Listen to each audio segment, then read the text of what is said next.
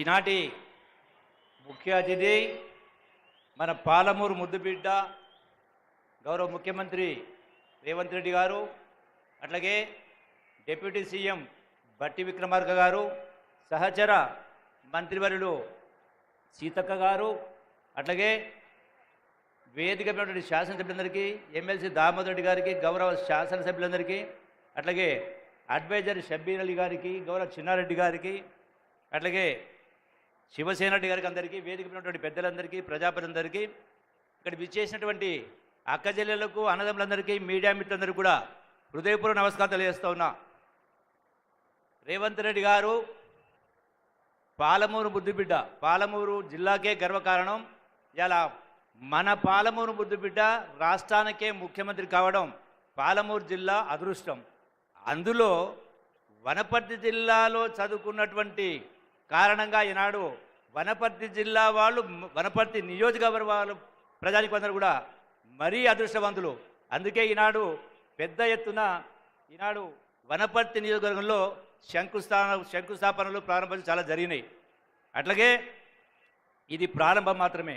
యావత్ పాలమూరు జిల్లాలో ప్రతి నియోజకవర్గంలో కూడా పెద్ద ఎత్తున అభివృద్ధి సంక్షేమ కార్యక్రమాలు జరగబోతూ ఉన్నాయి. అట్లాగే ఈనాడు ఇదే కాకుండా అన్నిటికంటే ముఖ్యమైనటువంటిది మన పాలమూరు ముద్దుబిడ్డ కాబట్టి కృష్ణానది జలాల్లో ఉన్నటువంటి ప్రతి నీటి బొట్టు కూడా, ప్రతి సెంటు గుంటకు, పాలమూరు జిల్లాలో 14 నియోజకవర్గాలకు సెంటు గుంటకు నీళ్లు అందించి సస్యశ్యామలం చేసేటువంటి దానికి కూడా శ్రీకారం చుట్టడం జరిగింది గౌరవ ముఖ్యమంత్రి రేవంత్ రెడ్డి గారు. ఈనాడు ఎన్నో సంక్షేమ అభివృద్ధి కార్యక్రమాలు జరుగుతూ ఉన్నాయి. ఇందిరమ్మ ఇళ్ళు మొదలు కాబోతూ ఉన్నాయి. చాలా అంటే ఎన్నికల ముందు చెప్పినటువంటి ప్రతి కార్యక్రమాన్ని కూడా అమలు చేసే కార్యక్రమం జరుగుతూ ఉంది. వీటితో పాటుగా ఎన్నో సంక్షేమ కార్యక్రమాలు, అభివృద్ధి కార్యక్రమాలు. అట్లాగే ఈనాడు మనం చూస్తూ ఉన్నాం టీవీలలో, సోషల్ మీడియాలో, కేసీఆర్ గారైనా, హరీష్ అయినా, కేటీఆర్ అయినా, యావత్ బీఆర్ఎస్ నాయకులు, వనపర్తికి సంబంధించినటువంటి మాజీ మంత్రి నిరంజన్ రెడ్డి అయినా ఈ జిల్లాను మొత్తం మేమే నీళ్లు ఇచ్చినాం, మేమే సస్యశ్యామం చెప్పి మాట్లాడుతారు. వాస్తవాలు యావత్ ప్రజలకు తెలియాల్సిన అవసరం ఉంది కాబట్టి ఒకసారి జ్ఞాపకం చేస్తూ ఉన్నా.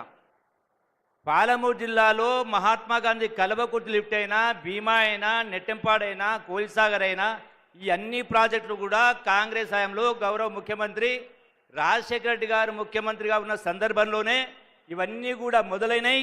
మొదలు కావడమే కాదు, ఈ ప్రాజెక్టులకు కాంగ్రెస్ హయాంలో ఖర్చు పెట్టినటువంటిది 8,131 కోట్లు.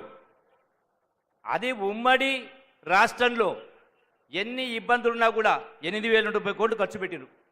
మరి తెలంగాణ రాష్ట్రం వచ్చినాక, సోనియా గాంధీ తెలంగాణ రాష్ట్రం వచ్చిన తర్వాత మన రాష్ట్ర ఆదాయాన్ని మనం ఖర్చు పెట్టుకుంటూ హైదరాబాద్ రాజధానిగా లక్షల కోట్ల ఆదాయం వస్తూ 8 లక్షల కోట్లు అప్పు చేసి కూడా మరి బీఆర్ఎస్ 10 సంవత్సరాల కాలంలో ఇప్పుడు నేను చెప్పిన ఈ మహాత్మా గాంధీ కల్వకుర్తి, భీమా, నెట్టెంపాడు అన్ని ప్రాజెక్టులు కలిపి గడిచిన 10 సంవత్సరాల కాలంలో 6,137 కోట్ల రూపాయలు ఖర్చు పెట్టింది. అంటే ఈ ప్రాజెక్టులు మొదలైంది కాంగ్రెస్ హయాంలోనే, ఖర్చు పెట్టింది కూడా కాంగ్రెస్ ప్రభుత్వంలోనే. ఒకటి. రెండవ అంశం, మీరందరూ చూసినారు బాధాకరమైన సంఘటన. శ్రీశైలం ఎస్ఎల్బీస్ అంటే సొరంగంలో, ఆ సొరంగంలో ఒక భాగం కూలిన కారణంగా విపరీత నీళ్లు, వరద వచ్చి, రాళ్ళు రప్పులు వచ్చి 8 మంది అందులోనే ఇప్పటికీ కూరుకుపోయారు. అంటే ఏమాత్రం కూడా ఇంగిత జ్ఞానం లేకుండా దాన్ని కూడా రాజకీయ కోణంలో, రాజకీయాన్ని మంచుకోవడం కోసం ఈ కాంగ్రెస్ ప్రభుత్వం తప్పిదం వల్లనే ఇది జరిగిందని మాట్లాడుతూ ఉన్నారు. మళ్ళీ వాళ్ళ మాటలను ఏం మాట్లాడుతూ ఉన్నారు? గడిచిన 10 సంవత్సరాల కాలంలో బీఆర్ఎస్ పార్టీ కేసీఆర్ మేము 200 కిలోమీటర్ల సొరంగాలు తవ్వినాం అని మీరే మాట్లాడుతూ ఉన్నారు కదా.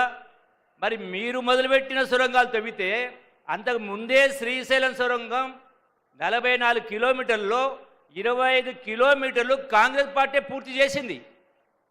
మరి 8 లక్షల కోట్ల అప్పు చేసి ఈ మిగిలిన 19 కిలోమీటర్ల సొరంగం ఎందుకు పూర్తి చేయలేదని నేను ఈ వేదిక ద్వారా అడుగుతా ఉన్నా. హరీష్ రావును ఛాలెంజ్ విధిస్తూ ఉంటాడు. అంటే ముందే మీకు ఏమైనా కలబడ్డదా? ఎక్కడైతే మన కూలి ఉందో అది ముందే కూలుతో మీకు తెలిసి కట్టలేదా? నిధులు లేక కట్టలేదా? 8 లక్షల కోట్ల అప్పు. ఈ ప్రాజెక్టును సొరంగాన్ని పూర్తి చేస్తే కాంగ్రెస్ పార్టీ పేరు వస్తలేదని కట్టలేదా? ఎందుకంటే పంపులు మోటార్లు అవసరం లేదు, తక్కువ ఖర్చుతోటి ఎక్కువ ఆయకట్టుకు ఇచ్చేది.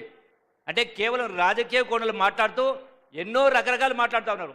ఇలా మన గౌరవ ముఖ్యమంత్రి గారు 60 సంవత్సరాల కాలంలో ఎవ్వరు కూడా చేయనటువంటిది ఈనాడు బీసీ కులగణన చేసి సమాజంలో బీసీలు కూడా విద్యా ఉద్యోగ అవకాశాల్లో, ఉపాధి అవకాశాల్లో, రాజకీయ పదవుల్లో కూడా 42% వాటా ఉండాలని ఇల్లులు తిరిగి సుమారు 90,000 అధికారులతో సర్వే చేయించి ఇలా శాసనసభలో పెట్టి న్యాయం చేసే కార్యక్రమం చేస్తూ ఉంటే వీళ్ళు దానిలో పాల్గొనకుండా ఉల్టా చోరు కొత్వాలు గడ్డ అంటే అన్నట్టుగా మళ్ళీ ప్రభుత్వాన్ని విమర్శించే కార్యక్రమం చేస్తారు. కాబట్టి నేను మీ అందరికీ ఒకటే మనం చేస్తూ ఉన్నా, తెలంగాణ రాష్ట్రం ఇచ్చినటువంటి కాంగ్రెస్ పార్టీ వందల మంది ప్రాణాల త్యాగం చేసిండ్రు.